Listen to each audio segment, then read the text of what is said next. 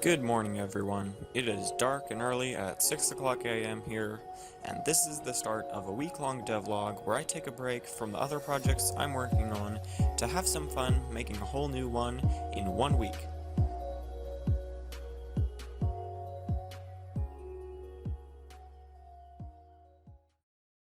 So I'm going to be making this game for the Brackeys Game Jam 2021.1. This is going to be awesome. There's a lot of people that have joined, evidently, and let's go see the theme. Okay, the theme is Stronger Together, which should be interesting. I have a few ideas of what I can do, so hopefully I can make some progress today, game design, make some art, and get to programming.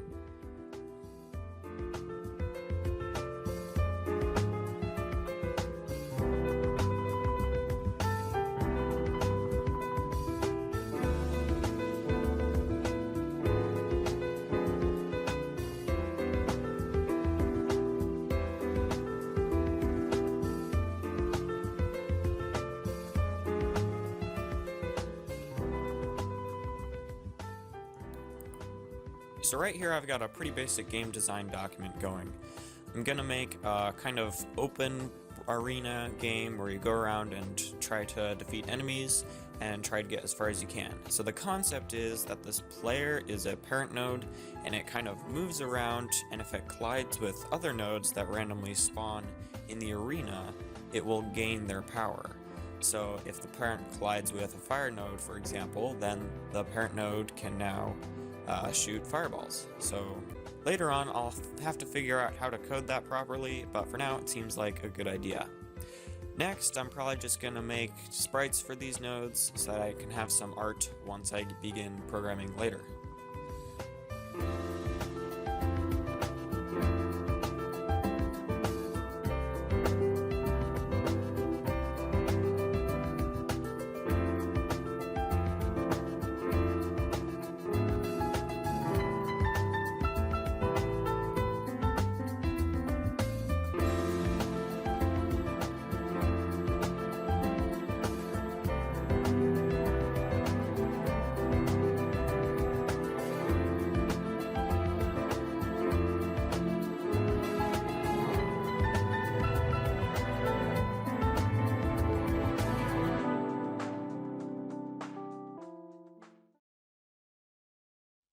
After a few hours, I was able to make all of these node sprites.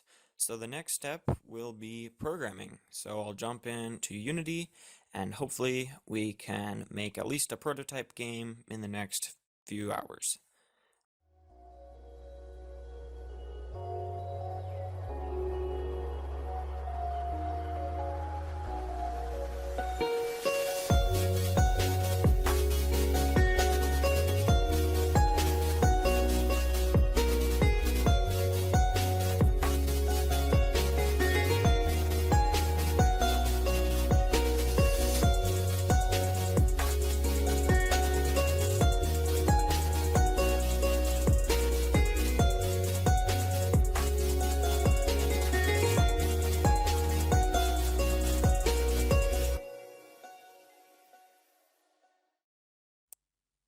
So that's what I did on Monday.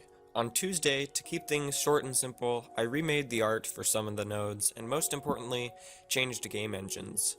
I decided to switch to GameMaker Studio for a few reasons. For starters, I recoded everything I made in Unity in about 20 minutes in GameMaker.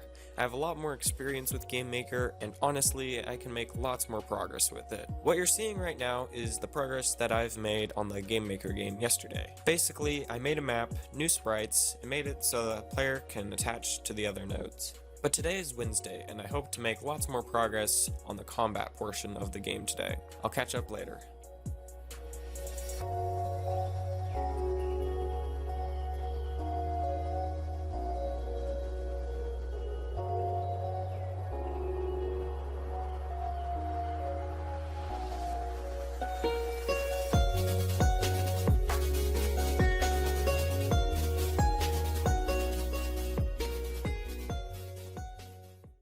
Wow, Wednesday went by pretty fast.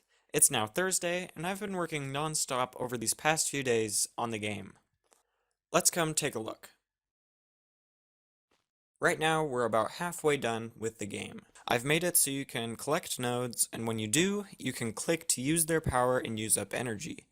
I've made over 20 of these attacks in about 2 days. I've been working on this game for hours upon hours. I had to use PixelFX Designer and Paint.net quite the bit. And coding everything in GameMaker is also quite tedious. There are so many different kinds of attacks, and I'm honestly quite content with how they turned out. Now, the next thing to do would be to add something to beat up, so let's make some enemies. So I got the enemies done on Thursday, and Friday was sound design day. I spent some time implementing sound effects into the game, and later jumping into FL Studio to make some songs for the title screen and the game.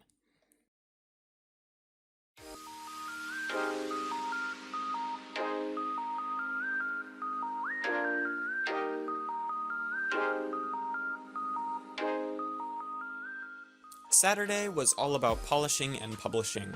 I made a title screen, game over screen, adjusted gameplay, and finalized pretty much everything. I made a few more cool effects for enemy spawning and destruction. Now that it's all done, time to publish the game. Yeah, right. I ran into so many problems with making the game work on an actual website. So far, I've been fixing everything to work on Windows, and that was running fine. But what wasn't running fine was the HTML version of the game. Immediately when I launch it and move around, I notice something called screen tearing. Wow, I spent a lot of time trying to fix this. Screen tearing is where the computer can't process everything fast enough, so part of the screen is a frame behind the other part, and it makes sort of this zigzag line appear. It's super frustrating, especially when the player moves the camera all the time. I eventually fixed it by drawing the background a different way, but at the time I seriously couldn't figure it out. Good thing is, it's fixed now. Performance was also a problem. For some reason, HTML games lag more than desktop executables. All I had to do there was reduce some particle effects and lower the screen size, and that seemed to do the trick. After all that, it works quite nicely on both an HTML and a desktop computer. At the end of the day, I was done. I cannot tell you how relieved I was to be done with this game. And with that, I'm happy to say that Node Family is currently available to play for free on itch.io. Link is in the description. So that was the making of Node Family.